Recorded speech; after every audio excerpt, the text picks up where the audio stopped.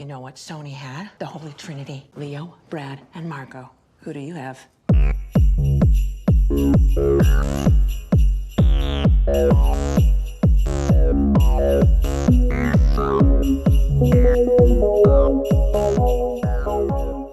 Britain, we may be a small country, but we're a great one too. The country of Shakespeare, Churchill, the Beatles, Sean Connery, Harry Potter, Boy Party, David Beckham's right foot. Hello everybody, welcome to Boy Party, the podcast about movies where multiple major stars share the screen and battle it out for screen time, the highest screen time and pay and all of that. We're all a bit giddy here on mince pies we're all very bothered and mulled very wine English. because it's the Boy Party Christmas episode. Quick disclaimer, we are not a British podcast. No, And I'm surprised you went with that. you thought I was going to change the word to Ireland.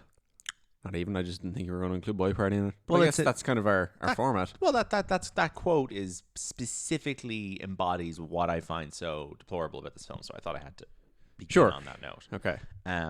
Welcome everybody to the Boy Party Christmas episode. Hello. We are so festive that we are going a little bit off format, I feel. I thought we had our days of doing these big ensemble films and pretending they were boy parties were over, but no. We are doing Love Actually as a boy party because it features on screen together both Ant and Dec. Yes, the most boy party of all time. It is a very ITV film that literally has Ant and Dec make an appearance. They're such a boy party that not only do they have two names, they also have physical locations that represent billing order. Ant is always standing on the audience's yes, left. I didn't know how to phrase that correctly. It's but very you specific. You get what I mean. It's a very good case of them acting in a way that allows you to know which one is their which. heads are located in the same way at top right, bottom left. Yes, exactly. Billing card works. They build themselves. Yeah, they build themselves physically. Is this the only time we're ever going to be able to talk about Ant and Dec on this podcast? Probably. Yeah, this is kind of the peak of... This is kind of the only intersection where they're in a film with like major Hollywood stars. Yeah. Dick and Dom are in Howard Henry the movie. Okay. Which is not a boy party, but they are in that. So there are occasionally moments where these weird British trash TV stars will show up in movies. Yeah. Unless it's their own specific film, like the Keith Lemon movie. Yes. No, it's actually called Keith Lemon the Film. Keith Lemon the Film. Very important title. Very, to me. very, very keynote. Anyway, we are here for Love Actually today, a film that is, I feel like, pineapple on pizza level, normies bickering over whether it's good or bad kind of topic. Yeah, I feel like it's not really in the rotation of discussion much anymore, and not in my circles. Really? I don't know. Do yeah, not like, agree. This is like I work in a corporate office with hundreds of other people. I've never had a... I haven't had a Love Actually. No, I disagree strongly. I think a lot of my coworkers are like a little bit younger than me, and I think they've kind of aged out of the Love Actually fanfare. Maybe, yes. I think people under the age of 27 probably don't have much of a relationship with Love Actually. They're all Saltburn heads now. Yes, you're right. The younger people I work with don't seem to have any hot takes on Love Actually. Anyone between 28 and 45, I think, does. Yeah. Because I've been in many office debates over the years over this film, and it's very much like a thing that people who do not have strong opinions on love to argue about for fun, which is why I would compare it to the pineapple on pizza thing. Yeah. You could get a very, very boring person to get very worked up over Love Actually, one way or another. And I think it's because it triggers a number of focal points that people in Ireland, and probably, I guess in Britain, but especially in Ireland, find very triggering. And there's a lot of people in this country who would respond very well to a lot of these things, and a lot of people in this country who respond very poorly to a lot of these things. And also, I think everyone watching this can kind of, in some way, identify with one of the situations. I guess. Maybe a little bit. If you're willing to accept that these are real human beings at all, which I don't. Sure, but like as a caricature of a certain type of thing. Sure, it covers a wide breadth of types of English people. Yeah, to its own detriment. Yes, and it's all types of English people that I find horrible and deplorable. So it's like every variation of English person that I don't like is in this film. Yeah. We should put in a disclaimer to say we have many English friends. Yeah. It's a nice place, I guess. There's a lot of nice people in that we did country. watch Pillion last night, and it didn't look like a great place. But I think what's important to note is that the version of England that is depicted in this film is extraordinarily white. And it is not accurate, and it is... I think the problem with the film, the only people of color in this film of any note are Chiwetel Ejiofor, who has a pretty small role, and the porn director. the porn director, yes, the black actor there, and then I'm trying to think of literally anybody. Is one of maybe Hugh Grant's aides? Maybe, I don't know, lady. but let's just say the name actors in this film Sure. are incredibly white, and that is like, this is the last moment in culture where that was going to happen, and you were going to get away with that. But also, it's like, it's the problem with the film is that it's about white English culture and what that represents, and the kind of trashy tabloid mentality that would make someone go out and make a Christmas movie with all of these family-friendly stars on the poster, and then insert into it a very lewd pornography-themed storyline. Sorry, I think there's a point to be made here that every storyline in this film represents a different section of the Sun newspaper. Yeah, that's the case I've made before. Exactly. Yeah. So you buy the Sun newspaper, folks. The front cover, it's like, all your favorite celebs are inside. I'm gonna do some horrible and one of English them's an accents. aunt, like, yeah, just... yeah. All your favorite celebs are here. Gossiping celebs. Oh, lovely. I'll buy the Sun and I'll leave it on my coffee table, and the whole family can read it. Yeah. Here, kids, you have this section of the Sun. You hand your kids, I don't know, the fucking Ant and Dec bit. I don't know. What's the most family friendly element of this? The kids in this show at the end. Whatever. Yeah, the kids in the show. Yeah, they like the little boy who nativity wants to, plays and pantos. Liam Neeson's son who wants a girlfriend, right? You give that to the kids. Okay, so that's a dead wife storyline. Yeah, dead wife Tabloids storyline. love dead wife. Then you've got your Prime Minister political section. Scandals, Then you've cheating husband, suspicious wife, Emma and Rickman. Yep. Then you've got your we're getting to the good one, folks. Then you've got your like and where's the Keira Knightley, Andrew Lincoln stuff? Where does that fit into the Sun newspaper? Kind of the racist section, I guess. The racist section, yeah. Yeah, the man trying to steal the wife from the black. The black guy. Then you've got Laura Linney is the advice column for a sad, lonely middle-aged woman. Like, oh, I'm Laura Linney and I'm sad. God, and I've completely forgotten. All I do is look after my mentally ill brother. Okay. Yes. Colin Firth, travel section. Yeah. He's off in fucking Spain having the time of his life. Then you've got the ads, Rowan Atkinson getting in your face with all this bullshit he's trying to sell you. And of course, we've got the young lad, sex tourism lad culture. Yes, sex tourism lad culture, yes. Yeah. Then you've got Bill Nighy is the nonce old creep who's he's got his old man bullshit just a going whole on. British singer guy. And then you got your page 3 with the porn. Yeah.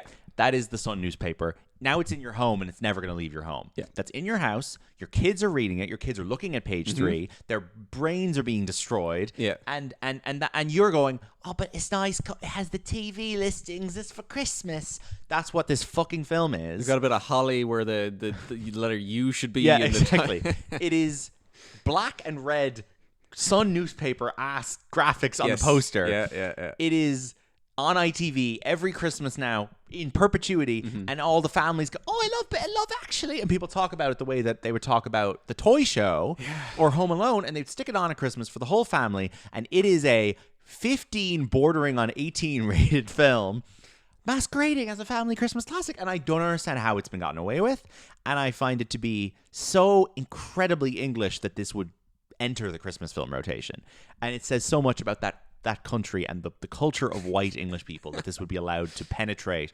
Christmas classic culture. So that's the debate. That's the arguing over with. That being said, I somehow did not hate this as much as I thought I would. I had never seen this before. Yeah, okay. And I was like, this is kind of... You hadn't seen any of it before? I knew the main bits, but I never pieced it all together, and there were a couple of storylines I wasn't familiar with. Obviously, it is watchable. Yeah. Like, and I've now watched it 2 years in a row, which is like kind of a perverse act I've done, but it's 7 15-minute skits. Yeah, it's not a hard film to watch. No. But does that make it good? I don't think it does. But like, it's certainly not a tough film to sit through because there's a lot going on. Skips around a lot. Yeah. A lot of actors I tolerate / like. Yeah. And even the things about it that I find really horrible and gross are kind of compulsively, perversely interesting. Like the way the Prime Minister behaves at the press conference is like, this is so remarkably stupid and terrible thing to say, but you're like, It's kind of funny in a Sorkin kind of newsroom kind of. I guess the newsroom is West a good Wing, comparison. yeah. Where it's like these people are behaving like insane people, and no one in like it's like everyone has been exposed to a gas leak. No one is behaving like a normal human being, and it's kind of interesting to peep through the window at people whose lives are like this. Yeah. I don't think I'd have as much of an issue with it if it wasn't this kind of like perennial Christmas favorite. Like my issue with it should be in the American Pie territory. Exactly. Like Bridget Jones is obviously another Richard Curtis script, exists in a very similar space. I don't enjoy the Bridget Jones films, but they occupy their corner, and I don't have a huge issue with it. It's like they're crass, they are for adults, they are very popular with female audiences. They occupy that space. I'm happy to let them go at it. The fact that Love Actually broke out of that and is named in the same breath as Home Alone and It's a Wonderful Life and gets its live orchestral performance in the fucking convention center every year. Yeah, see, I think the problem with this compared to it. something like Bridget Jones is this is not trying to identify any flaws in the way people kind of behave. No. Like, there's kind of no analysis here that, like, oh, maybe we shouldn't make fun of the woman that is remarkably not overweight, but calling her chubby and stuff. Martine McCutcheon being overweight. Yeah, that's comments. like they're. It's not a kind of Bridget Jones thing where like they shouldn't be. That's like incorrect. I don't know what Bridget Jones happens. Is that that's part of it. Yeah, I think that's part of it. But Bridget Jones is told from the perspective of a female narrator, so there is a degree of self-awareness and meta and kind irony built into it. This doesn't where it's have a self-perception thing. Yeah, this doesn't have irony built into it. It's weirdly earnest in most ways. The only bits of it that are super, super ironic are the most effective parts, which are the guy going on the lads' trip to America, meeting the beautiful women, which is very, very tongue-in-cheek, and I think is probably the funniest part of the film, because at least it's like completely abandoning any sense of realism. It's weird, like, what if the in-betweeners, but things worked out? Yeah, like, Whereas, like, the bits that are super earnest, like the Laura Linney and the marriage, Martin Freeman porn star relationship stuff really is just a dead and arrival. Yeah, and it's just crass for the sake of it. Whereas I think the crassness of the, what's that man's name? Chris Marshall is like kind of funny. Yeah. So to me, it's like a 1-star film with a lot of like sinister intentions, but like I do think if it was not a quote classic, and if people didn't talk about it so much, it might be a 2-star film for me. Sure. I think that the 1-star is like I'm docking at a point because I have to hear about it so much. And it's almost at like a Harry Potter level of insufferable cultural saturation. I think in my home house we have avoided ever watching Love Actually. Yeah, but I think that your family has a bit of cop on that this film is like crass and gross and icky. I think that's it. It's like, I think the kind of Irish families who would watch this together at Christmas are people who buy The Sun. I just think it doesn't come on. It is on. I watched it on TV last Christmas Eve. Like, this is absolutely the kind of stuff my parents would sit down and watch. Would they, though? Yeah, because I think do you not think your parents might have sat down and watched this 15 years ago and gotten to one of the really crass bits and been like, you know what, this isn't appropriate, we're going to turn this off, and never gone back to it again? That's funny. Yeah, maybe. Because I've talked to older people that I work with about this who are like, oh yeah, this is like banned in my home. And certainly that would be my parents' attitude to it as well. But it's like I think there's a lot of people who are either for conservative reasons or for just kind of not liking the Sun newspaper. My parents used to watch like a lot of 2.5 Men. Yeah, but 2.5 Men is like a 7:30 p.m. CBS show. Like 2.5 Men does not have like graphic sexual stuff in it. Anyway, fine. Love Actually. There's a bunch of actors in this movie, and we're only going to talk about 3 of them today because we have to do that when we're doing these ensemble films. And there's 3 actors that we've never discussed before, and they are Hugh Grant, Emma Thompson, and Liam Neeson. Now, the billing on this film goes as follows. There is an alphabetical by first name billing sequence, which is very odd and weird. I don't know why they did it that way. Then on the poster, the names have all been rejigged to kind of make the faces line up and have the most famous people first, basically. So this is what the poster looks like. You got Hugh Grant, Liam Neeson, Colin Firth, Laura Linney, Emma Thompson. What are you about to announce? Nothing. Something in our personal lives. Something in our personal lives. We have someone doing a Love Actually and coming to the airport with us last minute. Oh, fantastic. Okay, great. Brilliant. Great stuff. That's great news. You get great news live on Christmas the show. Christmas is saved. I'm not seeing this notification. Were you texted personally about this? Nope. Let's have a look. My phone hasn't updated yet. Sorry for delay. We'll book flights tonight. Is there still a bed for me? This is fantastic, folks. This is our, you're getting a real life Love Actually moment. This is our free, exactly. I think you'll find cheap Ryanair flights actually are all around you. Sorry, the other thing about this film entering the cultural cycle that we need to discuss is the Andrew Lincoln with the signs. Yes, was recently it constantly gets piss taked, right? Sure. People constantly doing parodies of this. I was first exposed to a parody of this on Red Nose Day. Red Nose Day is very Love Actually themed, and they did a sequel a couple of years ago called Red Nose Day Actually, which is like a 20-minute short. But I remember seeing it taking the piss out of on that. Anyway, as of recently, a guy that I was in college with appeared in a horrible video that Young Fine Gael posted in the lead up to the Irish presidential election. Where he was standing outside someone's house holding up signs that said, like, vote for Heather Humphreys. Oh, yeah. And it was, like, just the latest example of how this god-awful scene has, got its fucking hands around people. Anyway. Sorry, didn't they do this recently? Yeah, that was, like, a couple of weeks ago. I just told you. Heather sorry, Humphreys. I thought you said a few years ago. I misheard. No, Heather Humphreys. Yeah. Sorry, we were doing the billing on the poster. So Hugh Grant, Liam Neeson, Colin Firth, Laura Linney, Emma Thompson, Alan Rickman, Keira Knightley, Martine McCutcheon, Bill Nighy, and Rowan Atkinson. We will do 1 minute of running through the actors that we're not talking about today. Firth is the least interesting part of this to me. I find his storyline kind of incoherent. It's just him on his own over in Spain. I don't know. It's entirely detached. He's seemingly having a relationship with a woman who can't speak English. Yeah, he just is no relationship to the rest of the movie. It's so weird. It's almost like something that they shot very last minute and crammed in. But yeah, and like it kind of doesn't need it. It's also because it's set in Spain, I think. Yeah. It completely cuts out of all the kind of Christmas British energy. Like there's no sense of Christmas over there. Yeah, the energy is gone the second that happens. Yeah. Laura Linney, an actor that I would politely say is probably on the boy party blacklist. In that she's not a movie star. She's not interesting to me, and I don't ever want to talk about her. I find her so uninteresting and dull. So this is our Laura Linney episode. This is our Laura Linney episode. Laura Linney is like fucking you can't get Laura Dern. Oh, fine, we'll do Laura Linney. Yeah. Like I don't care for her. She's a TV star, not a movie star. Alan Rickman, short career, died 10 years ago. Is only, in my opinion, I'm very, very rude here, he's only in 3 things that anyone can name, okay? He's in Die Hard, Harry Potter, and Love Actually. I know he's a very well-respected theater actor. He did Beckett. He did all sorts of stuff on stage. Doesn't matter. The average person can only name 3 things Alan Rickman's in. That's not a movie star. We'll never discuss him again on the show. Sure. Then you got Keira Knightley, who is one of the greats. We talked about her last year. We'll talk about her again. Love Keira Knightley. She's not in this that much. She is in that one very famous scene, but like I think her being on the poster of this is like just she was popping at that moment. This came out 6 months after Pirates 1. So she was in Pirates when she was this young. Yeah. Pirates. I think she's 17, 18, I think. Yeah. Pirates 1 comes out this summer, and this comes out at Christmas.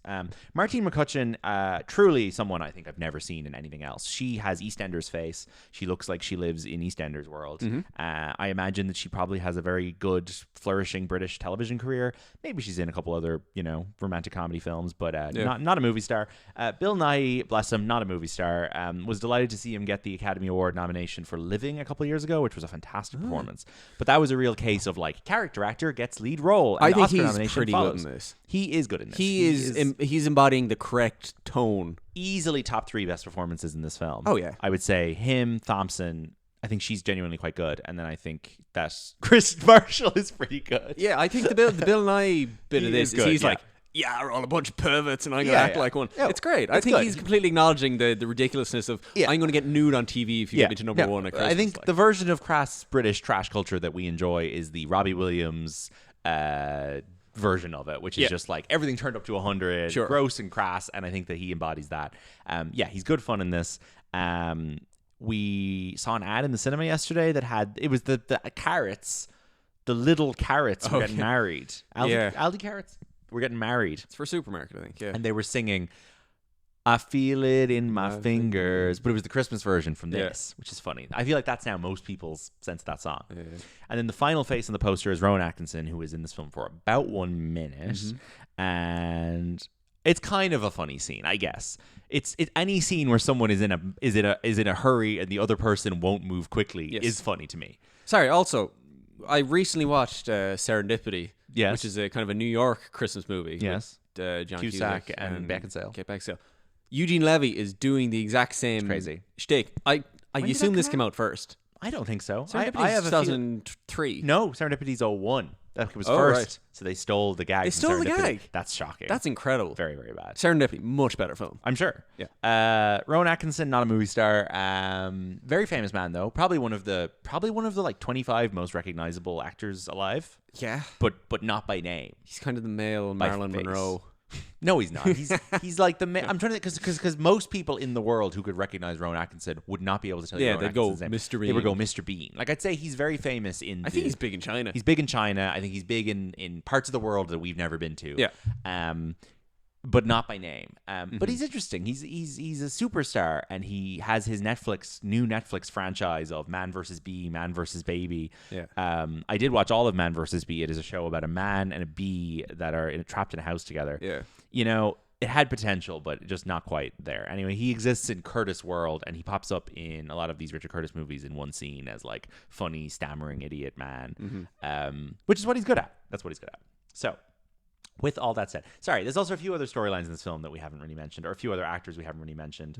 The last thing I want to say about the Chris Marshall storyline is that one of the beautiful women that he meets when he gets to America is my friend Alicia Cuthbert, who I was once on a Zoom call with. As you love to say. You probably said that in every second episode. I think so. Yeah. Billy Bob Thornton plays the president of America. Yeah, we take a second to talk about the Americans, and That's a the funny kind of bit. Yeah, it is very, very Sorkin turned up to 11. But it's like a British perspective of a caricature of an American, where I guess he's a Bush Clinton hybrid. He's just like Billy Bob Thornton's character on Landman. He is like oil president. Like, yeah, but the two oil. American characters in this are Billy Bob Thornton, who come over and seemingly harasses Marty McCutcheon. Yep, and then the very sexually adventurous women in the bar in America. Yeah. So they're all just kind of also a different type of perversion. Mm-hmm. And yeah. You know who else is in it that we need to mention? Who? Adam Godley plays the like school principal at the start of the play. He does, Just he a guy does. I always love to see popping up. I do, and I'm of the opinion that he is like an older version of Callum Turner, and you don't see it at all. No, I don't. I think Callum Turner is very stereotypically handsome, and Adam Godley is his character actor weird face.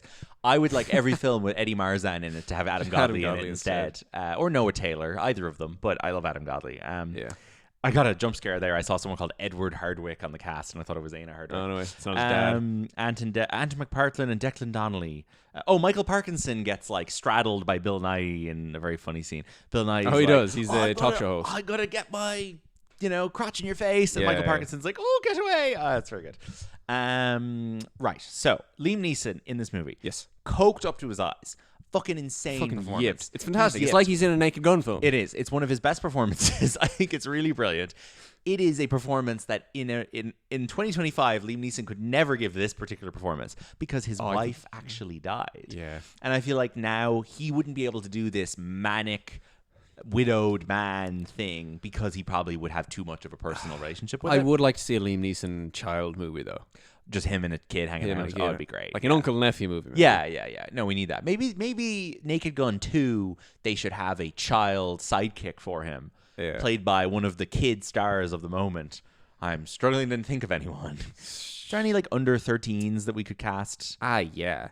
Any good kids? I can't think of any good kid kids. from Adolescence? No. The kid from Adolescence is like fucking 19 years old. Oh, okay. I don't know. I haven't seen any good movies with kids recently. The Scottish kid from After Sun. I don't think she'd be good in a Naked Gun movie, though. She's a serious actor. I don't know. Anyway, I feel like I definitely saw some good ones recently. Anyway, Liam Neeson and a child. Yeah, he's great. He's jumping all over the place, showing his kid Titanic. Just absolutely like, son, we're gonna get you the girl. And then at the end of the movie, he's like, run to her, get to the airport. It's brilliant. It's a child. Stuff with the son's pretty good. It's really funny. I'm convincing myself I like this film. I know. Anyway, Liam Neeson, very, very good in this film. So Liam Neeson has been an impossible person to fit into Boy Party. Yeah. He does not do boy parties. He somehow has a career where he never does co-lead projects.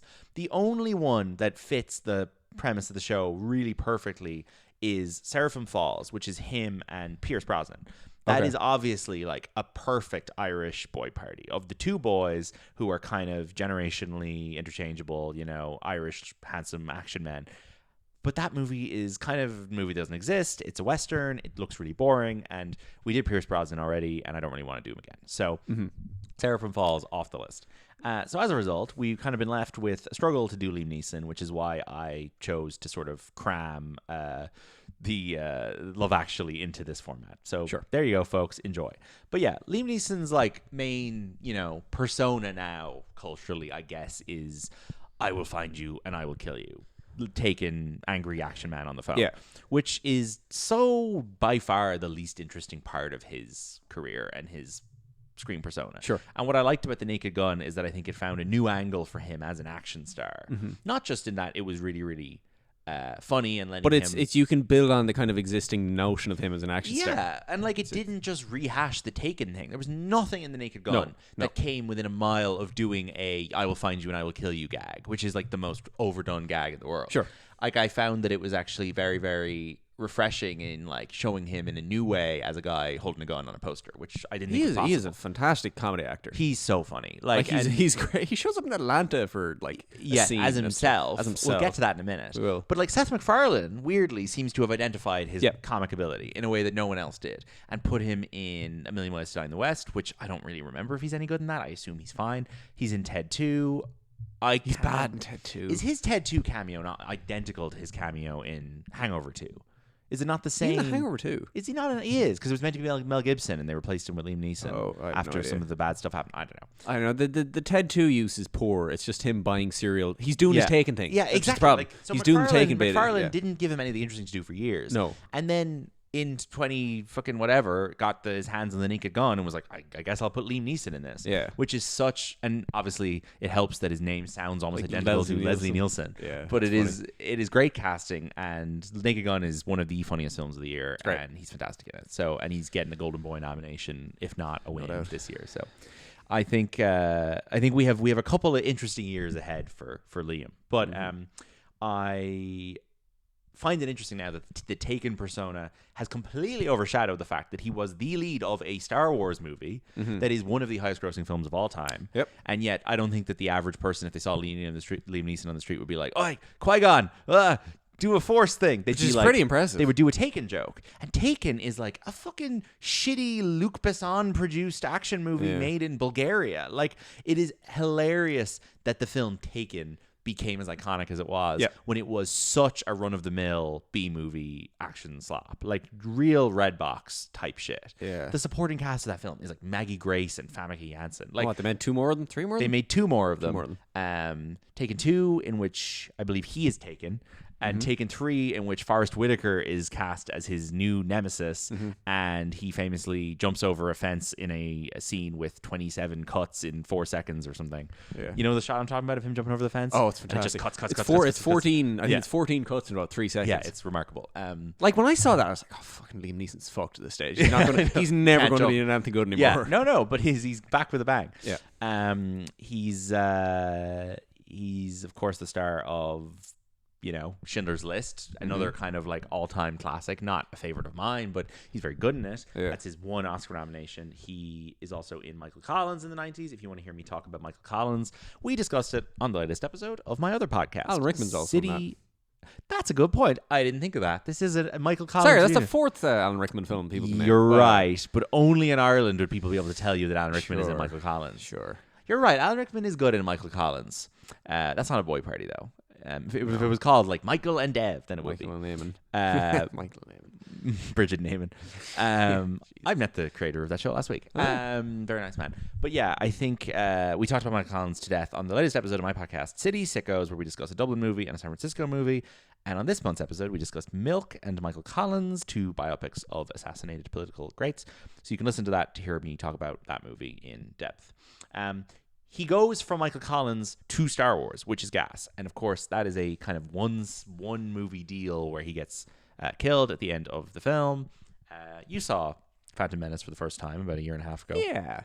How seriously were you able to take Liam Neeson with the long hair and the braids and I was completely fine the with cloak? Yeah, I have no issue getting into silly kind of space, silly nonsense. He's good in that film. Yeah, he's really good. Like, I think he's got the perfect level of like, and this comes up again when he's in the Batmans. He's got a perfect level of taking silly genre shit seriously. Yeah. And when he delivers dialogue about the midichlorians and the trade negotiations, I think he is able to do it in a way where you're like, yeah, I buy what you're selling. And Sure. Ewan McGregor is very similar. They're both really excellent in those films, despite a lot of the clunkiness of those movies. Yeah.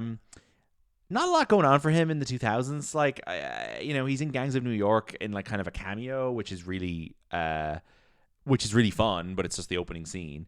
And then Love Actually. Kinsey is a big awards movie, with him and Laura Linney, which is why I've never seen it. A Bill Condon movie. Kingdom of Heaven, he's in a supporting role. And then he, of course, plays Ra's al Ghul in Batman Begins, which he's pretty good in. I mean, he's got like a crazy facial hair situation going on, and then he shows up again in The Dark Knight Rises and like visits Bruce in the big fucking pit. He's got a really good performance in Breakfast on Pluto where he plays Killian's father, the priest. Yes. And one of the most moving scenes in that film is when Killian goes back to the what's it called, when a priest and you sit in a box and you talk about your secrets, confession box, and it's his father, and that scene's incredible.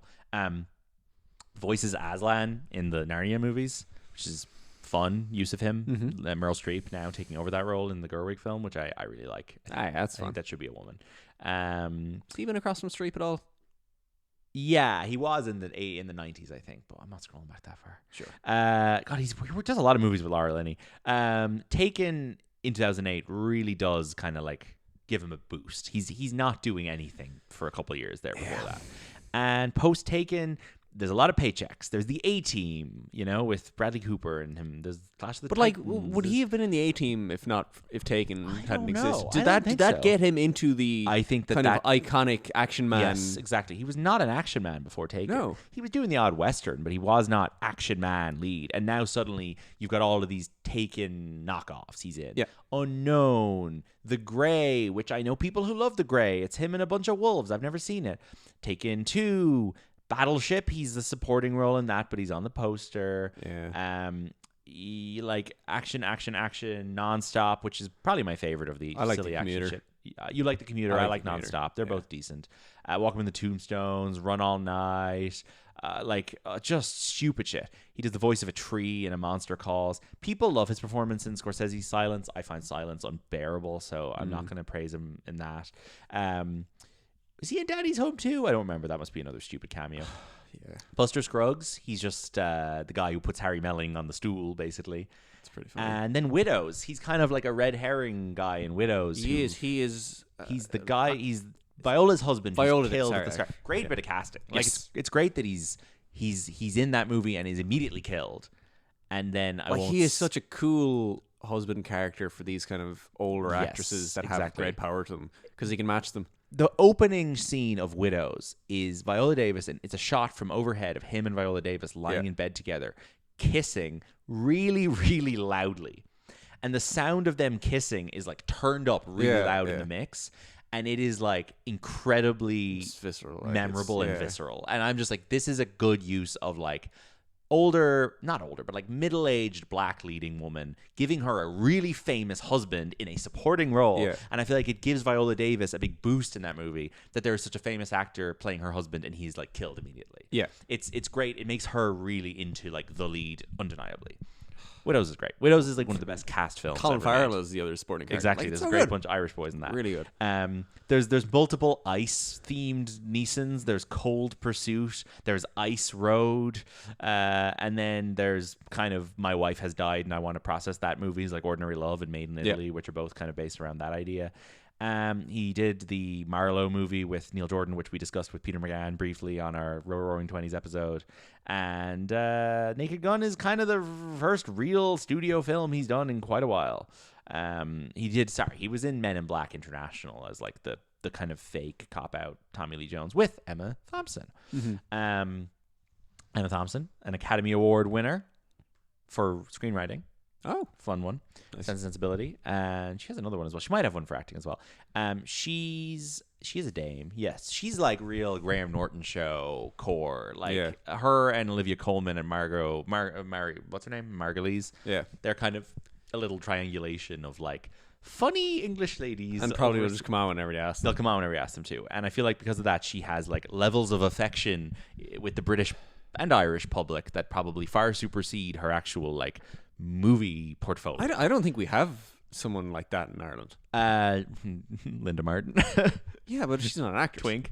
No, but we don't have that many actors in Ireland. I know. We don't have any A-list actresses over the age of 60 apart from Brenda Fricker. Like, and she's not coming on the Late Late like Show. I guess Carrie Crowley's probably the closest thing to Emma Thompson, right? Like we have our kind of our B-tier actresses, like I guess, but not the kind of like friendly no public faces that'll pop onto the Late Late Show for a chat. Every No, now and no, then. you're right.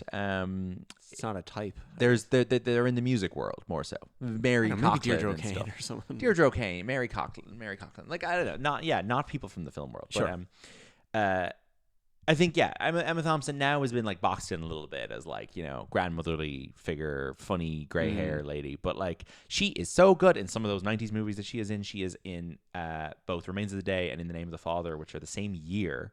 And she got Oscar nominated for one, if not both of those. And those are like two fucking amazing performances. Like she's opposite Hopkins in Remains of the Day and opposite Daniel Day in the Name of the Father, who are obviously like proper heavyweights. And she is so able to hold her own against both of those. And fun fact, the character that she plays in the Name of the Father is a real life human rights lawyer who recently represented Makara in his case. Yes. Nice. So she plays a real icon there of British law, but those are two great performances in really, really fantastic films. Sense and Sensibility is kind of her baby, which she develops and Ang Lee directs, and she writes that, she stars in that, and then plays a kind of Hillary Clinton sort of type in Primary Colors. The sort of it's like a Clinton, non-Clinton thing with John Travolta as a Clinton-esque president. Sure. And she plays the Hillary-esque wife. That's a funny pair. I know. She's very, very good in Angels in America, the Tony Kushner adaptation. She plays like 5 characters in that. And then you're jumping like from that in 2003 to Harry Potter in 2004, where she starts popping up as Professor Trelawney, the woman with the horoscopes. Yeah. She's good in that. She's a cool look. And I think she leverages that to immediately get her one big star vehicle studio movie made, which is Nanny McPhee. Yep. Which is her being like, I don't know, what if I had a Mary Poppins? I'm the same age that Julie Andrews was at a certain point. And I think the Nanny McPhee films are like totally okay. They're fine. They're real just like Mary Poppins knockoffs without any of that magic, because they're not even musicals. Like they're just kind of a bit generic kids movie. Yeah, English. I like had a bit of a relationship with them when I was a kid, where like my parents weren't like there showing me Mary Poppins, so like I saw these several times before I eventually got to watch Mary Poppins. They're good extra vision rentals. Like, they're good extra rentals, good big movies, very popular very big good movies. big movies. And Yeah. she's got a great look in them. She does. She's got this great makeup job with the big fucking thing on her lip. Yeah. She They've like got Colin Firth in them as well, they have Colin Firth in them. I think that and the young lad. Thomas Brody Sangster, Yeah. he is the biggest face on the poster for Nanny McPhee, No way. and she is like shrunk down the bottom, and then Firth and Angela Lansbury are hovering around the edges. Second one has Ewan McGregor in it as well, and Kelly MacDonald. Oh, yeah. Good people in those films.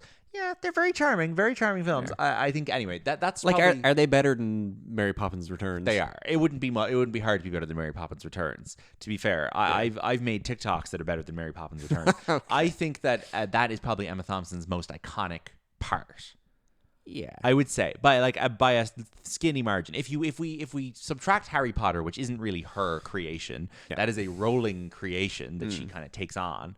Anyway, she's very good in those films. She's in I Am Legend. That's so weird. There's a romantic comedy with her and Dustin Hoffman called Last Chance Harvey, which is like proper, like I would put that on to fall asleep or like on a train or something. That sounds like a very pleasant watch.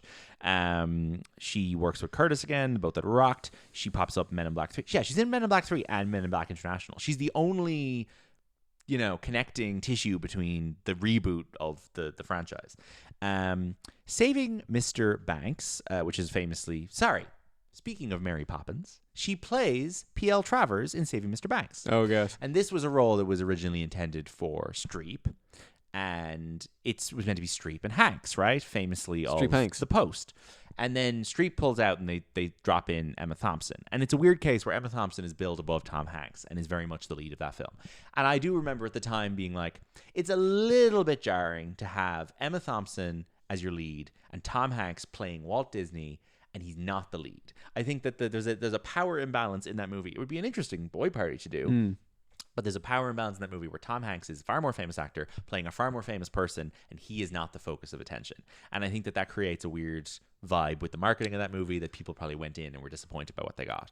And a very similar thing happened with A Beautiful Day in the Neighborhood, where it was sold as Tom Hanks plays Mr. Rogers biopic. That film is not about Tom Hanks as Mr. Rogers. That film is about Matthew Reese as a journalist. I was very surprised when I found that Mr. out. Rogers is a supporting character in it. Yeah, that's ridiculous kind of C-cinema score nonsense. And they submitted Hanks as a supporting actor for both of these films, okay, right? This didn't fucking category fraud him. Yeah.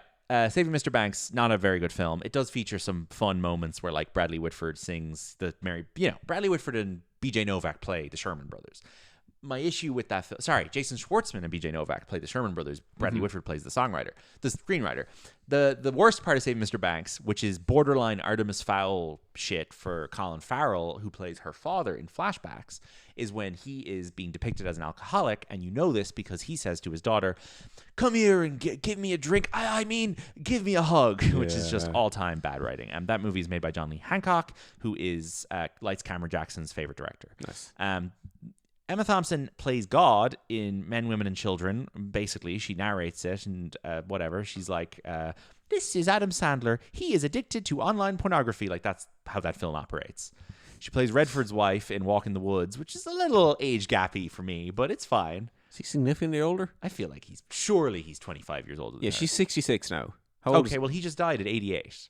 22 years, I mean, it's not criminal. No, but it's no, just, not at all. It's just his wife should be... It's generationally different. His wife should be Lily Tomlin or Jane Fonda. It shouldn't be Emma Thompson. Sure. Very important role of hers that we're getting to in a sec. Whatever. Beauty and the Beast remake. She's in there instead of Angela Lansbury. She's being ordained as the new Julie Andrews, the new Angela Lansbury. I'm not sure she's quite earned that, but fine. Let her have it. Whatever. She's got a supporting role in the Bridget Jones sequels. She plays the wife in Meyerowitz, the stepmother, in a role that I think is very forgettable. You would really not remember her being in that film at all. She's in a couple scenes. She's like Sandler's dinner table. She's Hoffman's new Oh, sorry, wife. Hoffman's new wife, yeah. She doesn't have that much to do. Huh. There's a weird streak of like Emma Thompson vehicles, which are like these kind of British courtroom dramas and stuff. Yeah. Like The Children Act and this kind of thing. Like almost the kind of shit that Rachel Weisz does be starring in. Sure. Like for a slightly older generation. Late Night is a dreadful film where she plays a sort of a female American talk show host. It's kind of playing on her Graham Norton guest persona. Yeah. She plays like an American late night female talk show host, and Mindy Kaling goes to work for her. This is recent enough for It's like 2019. It's not a very good film. I remember that. She gives a fantastic performance, however, in a 2019 miniseries that I'm obsessed with called Years and Years, which is created by Russell T Davies and was directed by Irish director Lisa Mulcahy, amongst others. And in that, she is a supporting character who plays She the journalist? She plays female Nigel Farage. Oh, she does. Vivian Rook. Yeah. And she starts a far-right political party called the Four Star Party. And they call it the Four Star Party because she said fuck on TV once, and the subtitles changed it to 4 asterisks. That's kind of good. She calls it the Four Star Party. Yeah, I'll give her that one. And the show, folks, for who haven't seen it, I highly recommend this. It's a fantastic show. It's basically about the end of civilization, but it kind of skips forward in time. It begins with you don't want to reveal the big... No, it basically just starts with a major nuclear incident. Yes. And it starts to skip forward in time as the lives of the characters shift and evolve over a number of years in a British middle-class family. Now, and Rory Kinnear and Jessica Hines and Russell Tovey are the family. I have only watched the first episode it remains good till the end. And basically, Emma Thompson's character exists in the background. Yeah. So the family that are focus of the show will be doing something, and you'll just kind of be like, oh, and suddenly Emma Thompson is the prime minister, and suddenly she's starting wars, and it's like she plays like a very scary background character. A very, very good performance. And then since then, supporting roles in a couple of things, and she loves her collabs with Curtis, and she played Mrs. Trunchbull in the Matilda musical with Alicia Weir. which is, a fun role for her to get to do. And then she had this big kind of star vehicle with Daryl McCormack, which is Good Luck to You, Leo Grande, where she plays a woman who hires a young male sex worker, and they're in a hotel room, and it's the two of them chatting for 2 hours. And I think if you wanted to see any evidence that maybe Emma Thompson can't carry a film for 2 full hours, you put her opposite a young actor with zero riz like Daryl McCormack, and you're like, she's kind of struggling to carry this here. God, I'm out of breath, and we haven't got on to Hugh Grant yet. We'll race through it. Maybe I'll talk for a bit. Yeah, go for it. Go through the Hugh Grant filmography from there. Hugh Grant filmography. Pull up his letterbox there. Nothing's stopping you from doing it. All right. While I pull it off, you get it up. You get going there. We do the letterbox game before we talk about Hugh Grant. Why? Just to give ourselves a break from the filmography. Yeah, all right. Okay. I have 3 people here for you to choose from. Yeah. Dutch football player Kevin Danzo. I don't know who that is. Retta from Parks and Rec. Or the animation producer Brad Booker. These are the only. Is there no one more famous that has this? They're in the there? only perverts who have ever put this movie in their top. Well, I guess 4 the kind of perverts that would put this in their top 4 are all in this, so they can't really put it in. Well, we do the football player. Yeah, Dutch soccer player. I think that'd be fun. Yeah, Dutch soccer player. Dutch soccer player. Oh dear. Okay. What kind of films do Dutch soccer players like? I don't know. He was Spurs. Okay, I'm gonna look him up. No. You're looking up the Hugh Grant filmography.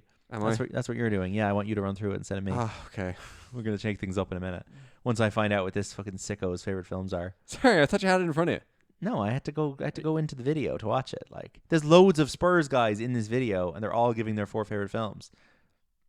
All right, we got him. We ladies and gentlemen, we got him. All right, Kevin Danso. Here are his 4 favorite films. So, we have got a big historical action movie from the early 2000s with a lot of sexy, sweaty, shirtless men.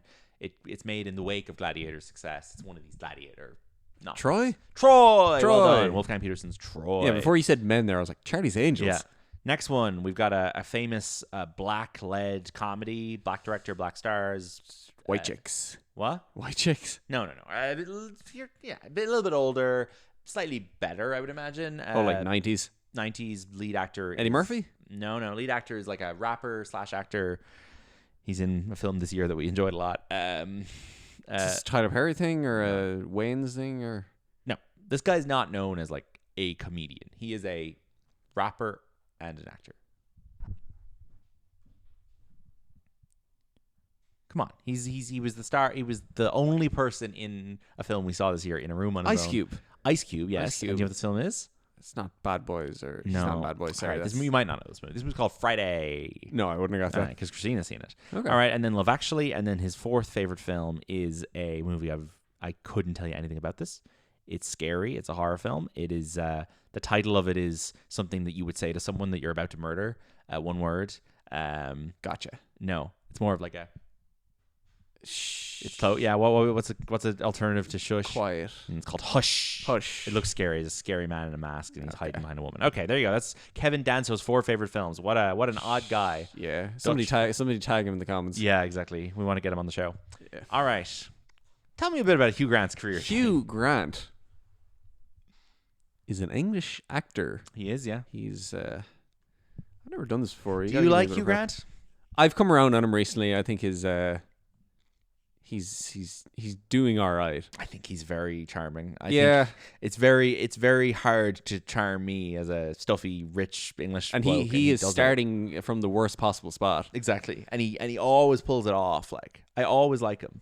Yeah, because he actually does have a bit of sense of irony to him. I guess he's not too insanely earnest. He has successfully pivoted in the last 10 years from his 90s 2000s persona of kind of handsome leading man, handsome guy who's constantly a little bit flustered, yes, to the new persona, which is kind of like cranky guy, and he's done a very good job with it. Yeah, he's gotten a tiny bit creepy, which is in a good way, in a way that he's doing knowingly, like, where he can be in films like was the Heretic, yeah, just Heretic, and now he's become like a very popular mainstay of blockbuster Hollywood in a way that he never used to be. Where he'll be in Wonka and he's in Dungeons and Dragons. Which? Glass Onion. Yeah.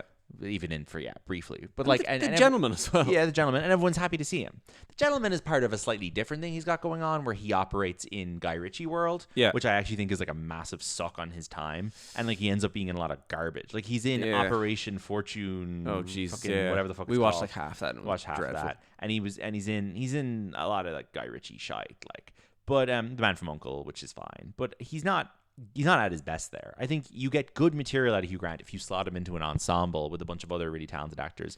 Case in point, Cloud Atlas, where he does some insane makeup jobs and accent work. He plays native tribesmen out in the fucking jungle at one point. It's a really fun, like, let's let Hugh off the leash type thing. Like, is he someone whose name and image is kind of supersedes his kind of filmography?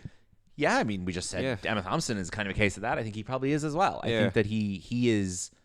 Yeah, he probably scores very, very highly on belovedness with the British public. Yeah. He has another element to him, which is that he has become the #1 voice of, like, phone hacking victims in Britain. Oh, I wasn't aware of this. Right. So he now has had issues over the years. He was arrested for employing the services of a sex worker in the 90s in Hollywood. Sure. Look up his mugshot, folks. It is one of the sexiest mugshots you'll ever see. Oh, it will be in the 90s. Preening for the camera. But he was the subject of a number of weird... I guess he probably cheated on his wife. I think he had a child out of wedlock, maybe. There's a couple of like weird tabloidy stories about him in the 2000s, which led to him becoming a target for the tabloids. And he had his phone hacked. And Is this a Piers Morgan job? This was a Piers Morgan and Friends job. Yeah. Murdoch Morgan joined. And he has now become a guy who does an awful lot of press conferences and testimonies about phone hacking and about the British media overstepping the bounds, which is admirable. It does seem to be the only thing he gives a shit about, but you got to pick your battles. Yes. So in the general election in 2019, which was Corbyn Labour era, he said he was considering running for office, and then he opted not to, and instead he went and did a bunch of canvassing. He did a bunch of canvassing, tactical voting in mind, where he canvassed for Labour candidates in some constituencies and Lib Dem candidates in other constituencies, which makes it very hard to tell where his cards fall politically. But he's an anti-Tory guy. He's an anti-Tory guy. Which goes a long way. And you know what? If he was willing to campaign for Labour candidates while Corbyn was the leader, he's obviously not that right-wing. And he's obviously not like... Oh, Corbyn being in power is the end of exactly. UK, he was more anti-Tory than anti-Corbyn. So I couldn't find any evidence of him really talking about Corbyn or anything, but he seems to have pretty good politics. So that's good. Sure. He hangs out a lot with Guy Ritchie, a person with horrible politics, but what can you do? What are you going to do? Anyway, he's great in some of those fucking Curtis comedies that he's in. Like, I watched Four Weddings and a Funeral this week. It's so good. It's just a sequence of events of Hugh Grant getting into scrapes where he goes to another event and all his ex-girlfriends there and he's like, oh gosh, oh bother, oh golly. And it's like, I don't like people who talk like this, but Hugh Grant. I don't either, but he does a good thing where he doesn't get pathetic with it. Exactly, yeah. He gets flustered in a way that's like confident and good and strong. He's got some supporting roles in some of those Merchant Ivory films. He is in The Remains of the Day, and he's very good in it. He plays like a wealthy cousin. Hollywood didn't really know what to do with him in the rom-com department, and they put him into shit like Mickey Blue Eyes, which is like this crazy, mobster thing with James Caan. But does he ever play American? Or is he like, you only cast him as British? I think you'd be wasting your money if you hire Hugh Grant and ask him to not do his usual thing. Yeah. His shtick is very powerful and potent. Like, I don't know why you would want to dilute it by casting him as American. I'm sure he's played American in something. But 2 weeks notice, that seems like an American. I don't think so. I think 9 months and 2 weeks notice are like pure cases of let's get his persona that everyone likes and let's put him opposite another popular American actress. Oh, sorry, but I mean it's an American film. Oh, it's an American film. Not him playing American. No, it's an American film. It's him in an American. Yes, like he's a New York film, I guess. Yeah, he did a good streak there. He was in a movie with Bullock, with Julia Roberts, with Sarah Jessica Parker, with Annie McDowell. He ran through the gamut of all of them. He's very good in Notting Hill. He has this kind of. He's like a tertiary guy in the Bridget Jones movies who kind of weaves in and out of them. Yeah, he is fantastic in the fourth one that came out this year. I really thought it was one of his best performances. He is in hospital with cancer, I think, for a lot of it. Yeah. And I found him to be like doing a very effective, like sullen kind of, withheld version of his usual charming mannerisms that I was like, oh, this is actually demonstrating his strengths as an actor quite well. Do you prefer him to Colin Firth? No, I don't think so. I think Colin Firth has more range. I don't think Hugh Grant could do the King's Speech. I was just about to ask. That was Firth, my next question. Yeah, like Hugh Grant, conspicuously 0 Oscar nominations, which I think is unfortunate. he deserves to have one or two. But like, what are you pulling out there? What do you? Yeah, he doesn't have a big dramatic performance in him, and I don't think The King's Speech is Colin Firth's greatest work, but I think that he is capable of being a convincing 1930s, 1920s man. That is a good performance. It is a good performance, and like Hugh Grant is only able to do Hugh Grant, and I don't think I buy Hugh Grant when he's in period stuff. I think he's always just doing modern English man stuff. Man who could be Tony Blair. You know, he's basically playing Tony Blair in Love Actually, like, so. Yeah. No, he's done a good job of not getting lost in the mid 2000s and still carving out a good career for himself. Like About a Boy in 2002 is an excellent dramatic employment of him, and that film's made by the Weitz brothers, who, funnily enough, made. Did we watch this in the house here one day? I watched it. You might have wandered in halfway through. Yeah, I think I was famously waiting for a phone call for a takeaway, and there's some phone call thing in the film. You might have been. That's a very good film where he is basically kind of fostering Nicholas Hoult, whose mother is a heroin addict, and he's or I can't remember what's wrong with her in it, but anyway, he's basically hanging out with his kid, and he hates kids, and he's single, and he has to learn to like the child. And it's not a romantic comedy; it's quite a dark movie, and he's playing quite a serious version of his usual thing, and he's very, very good. There is, on the other hand, really silly stuff in the 2000s, like American Dreams, where he plays like Simon Cowell if he was the host of the show. Okay, it's like a movie about American Idol. Yeah. And he plays the host, but the version of the host that he's playing is closer to Simon Cowell than anyone who's actually hosted one of those shows. He's doing kind of a Dermot O'Leary, Simon Cowell hybrid. Yeah. I haven't seen that film in years. I remember it being pretty bad, but it's a funny use of Hugh Grant. And then music and lyrics is like absolute base level. Like, he is a guy who writes songs, and then the rewrite is he is a guy who writes films. And Did You Hear About the Morgans is a film I rented from Extravision once and I thought was really dreadful. He did a HBO show with Nicole Kidman called The Undoing, which I imagine is probably one of his more serious roles. Yeah. Haven't seen it. Don't know anything about it. I assume someone gets murdered from the look of the poster, but who's to say? And then Heretic was like his most successful movie as a lead in years, where he played scary preacher man that these girls get trapped in a house with. Haven't seen it, but I figure that's what it's about. So yeah, Hugh Grant, you know, for someone who could have probably ended up being Doctor Who if things didn't go well for him, he's had a pretty good run, and I think will continue to. And I wouldn't be surprised if we talk about him again someday on this podcast, because as we said, a lot of those movies we just named are very good boy parties, Hugh Grant plus popular leading lady of the time. Funny that that's not happening now. I feel like no one now is putting Hugh Grant in a romantic comedy with a 50-year-old female lead. Like, you could absolutely pair him and Bullock up again, or I'm trying to think of who's a. But are they doing that with anyone? They're doing it on Netflix, I guess. They're doing it with Reese Witherspoon and Will Ferrell, right? Clooney and Julia Roberts. Yeah. So he could do something like that. Yeah. I don't know if I want him to, though. No. I don't know what I want him to do. Anyway, Hugh Grant. Cool guy. Yep. Box office time? Yeah. So when does this come out? Is this like a fake Christmas or a real Christmas? A lot of Christmas movies come out in like the 4th of November, and then they're basically gone from cinemas by the time it gets to Christmas. Sorry, I think while I'm looking this up, I think we need to discuss the punctuation in the title. So there and is the lack thereof. Yeah. So the title is two words taken from the line in the film. I think you'll find that love actually is all around us. Yeah. There's no comma in that sentence. No, I guess not. No. Right? So there shouldn't be a comma if you're just taking it from that sentence. However, one of the posters for the movie, which I have found here, says on it, now showing at cinemas everywhere, comma, actually. So that is creating But that's a new phrase. That is a new phrase, but it is giving me the sense that I'm meant to say love actually, like love, comma, actually, rather than just love actually. Yeah. Yeah. It's weird. It's a weirdly generic title for a iconic Christmas movie to have. Yeah, I guess I didn't. It doesn't imply I didn't really Christmasness at all. I didn't really think this was that much of a Christmas movie before watching this. That's why it's famous. Yeah, it's Christmas is keeping it going. I mean, will we discuss? Is there a lead in this movie? I think by design it's an ensemble, but I do think Hugh Grant is kind of the closest it has to a lead, right? Him and Emma Thompson. Yeah, like if the Hugh Grant story isn't happening, then everything else kind of falls away. Emma Thompson is his sister, right? Yes, and then Neeson is her friend. Yeah. So the 3 stars we've chosen to talk about, they are all kind of connected within the text of the film. What are the other ones? Yeah, everything else kind of operates on its own. Yeah.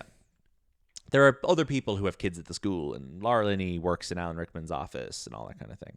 Yeah. Hugh Grant, of course, does his dance number here, which it's just not funny. Like, not great. Jump in, if you wanna jump. I don't know the words to that song. I think Emma Thompson's very good in this, though. I think her scenes where she's finding out that Joni Mitchell's CD is her Christmas present and her husband's cheating on her, and that's all very emotional. I think the actress who Alan Rickman is flirting with looks insanely like Lily Allen. It's kind of crazy how much she looks like her.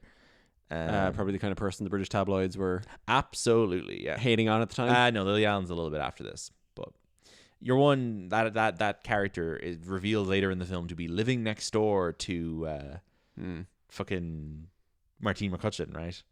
Anyway, yes. Yep. All right, box office. Box office. Let's go. Time 7th of November 2003. Yeah, so it is an early November one. Interesting. Okay. No, number 1. The Matrix just got spoiled. It's The Matrix Revolution. Sure. Yeah. Number 2. And like arguably a bigger Christmas movie than Love Actually. Elf. Oh, Elf is so much better than this. Think so? Elf has also been kind of ruined by annoying people talking about it all the time. But like it, nevertheless, I think Elf is very, Elf is pretty very solid. Again, I haven't watched that front to back. I'd fucking throw it on in 10 minutes from now. Like I find maybe. Elf to be very charming. Zooey Deschanel's in it, James Caan's in it, Mary Steenburgen. It's a really good cast. Yeah, that's a good film. Okay, it's been gifted to death by normies. We've got a film here that I've heard you talk about before, I believe, but I haven't seen. Interesting. It's got 2 directors. It seems to be animated. Brother Bear. Yep. This was the second film I ever saw in cinema, but boy, does it suck. Yeah, exactly. Avatar: Phil Collins edition. That's exactly what that is. A guy gets transported, like a Native American guy, voiced, of course, by Native American legend Joaquin Phoenix, gets transported into the body of a bear that he has tried to kill, and lives like a Na'vi avatar out in bear world. And there are comedy moose twins. Right. It's really bad. It's full of Phil Collins music, and this has a funny letterboxed feature here where 6 people I follow have logged it. Yeah, you were the only one to have given it a star rating. Yeah, that's funny. So everyone's kind of logging it retroactively, I guess. Exactly, because no one's rewatching that shit. No one's rewatching it. Second film I ever saw in the cinema. Crazy. I didn't go to the cinema between September 2000 and December 2003. That's so insane. Anyway, next up, I guess you could call this film Frightening Film the Third. Frightening Film. This is Scream 3. Scream movie. Scary Movie 3. Scary Movie 3. Scary Movie 3. Yeah, I haven't seen any of those. Next up, we have... How am I forgetting the name of the actor in this? But he plays a... What does he do? Mentally disabled. Is it Radio? Young boy. Yes. The movie is Radio. It is Radio. With Cuba Gooding Jr. Cuba Gooding Jr. And Ed Harris? Ed Harris. Phenomenal. Where Ed Harris watches Cuba Gooding Jr. get violently assaulted and bullied and makes his football team run a few laps because they did it to him. That's brilliant. That's and proper. then let's Radio carry the gear for the team. That's phenomenal. What a kind man. Yeah. Radio. Ooh, Radio. Y'all should listen to the Can You Tree. Get those streams up. Let's get it to number 1. Let's get it to Christmas number 1. I feel it in my radio. I will perform nude at Boy Party Live the next one if you get Can You Tree Radio. This is one of the only films to ever address the concept of the Christmas number 1, which is something that I've been kind of obsessed with my whole life. And like the Christmas number 1 when I was a child was the X Factor winner single every year. Oh yeah. And then it was Rage Against the Machine once or twice as kind of a lefty protest thing. And now it's just the fucking Sausage Roll song by Baby Daddy or it's gotten worse every year. It's so are people just like fucking streaming the sausage song? Like they're buying the single on iTunes, and that counts as more than a stream. Does it go to charity?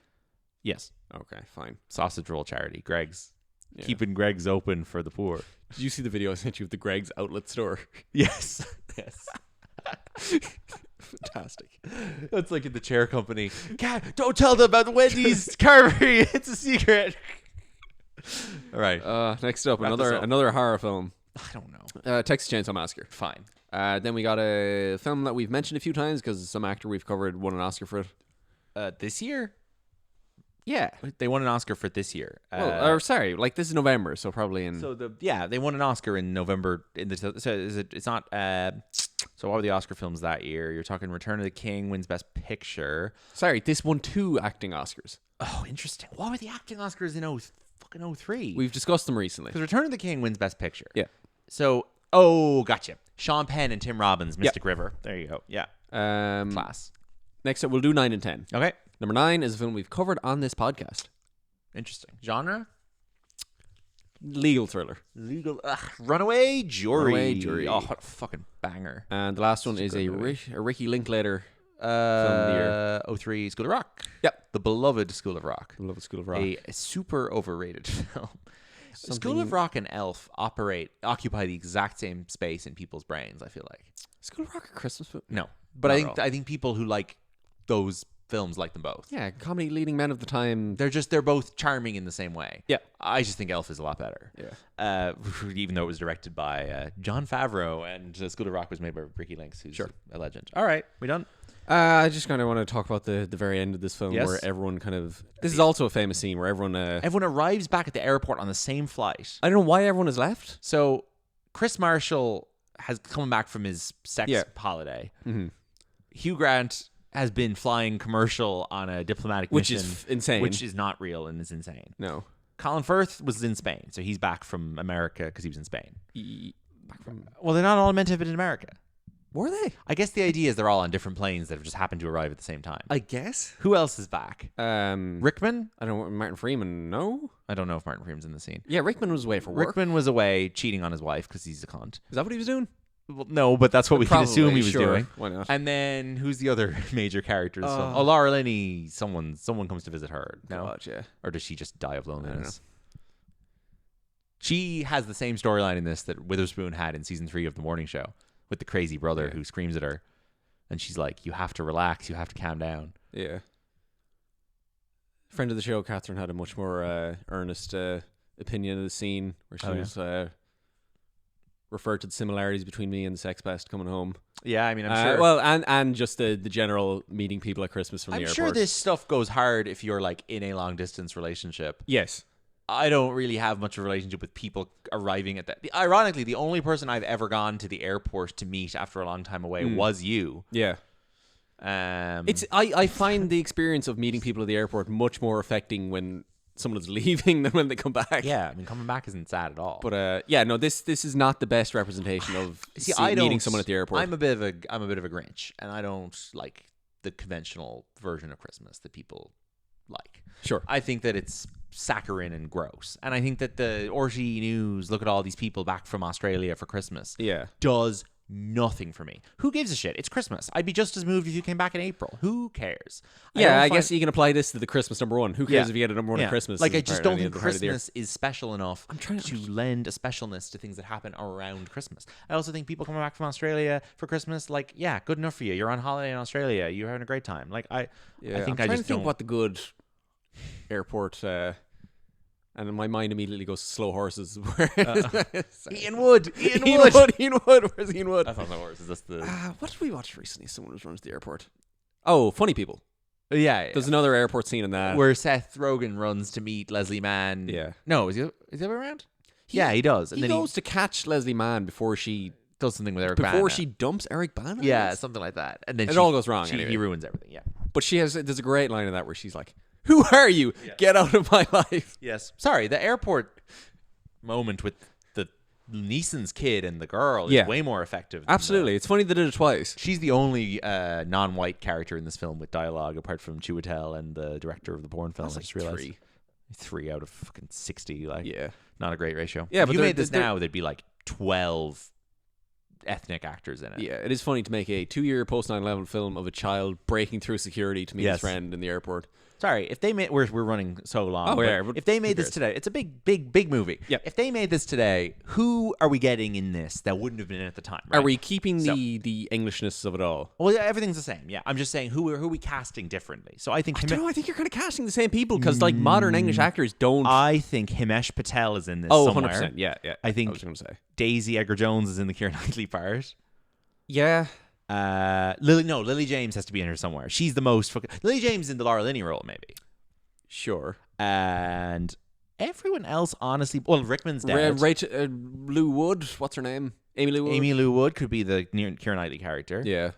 The Rowan Atkinson character, well, he's still friends with Richard Curtis. Oh, Donald Gleason would be in here somewhere. He'd be in the Colin Firth part, You're maybe. thinking about time now. And then Rickman is dead, so his role is naturally going to be someone different. Who would be good opposite Emma Thompson as a prick?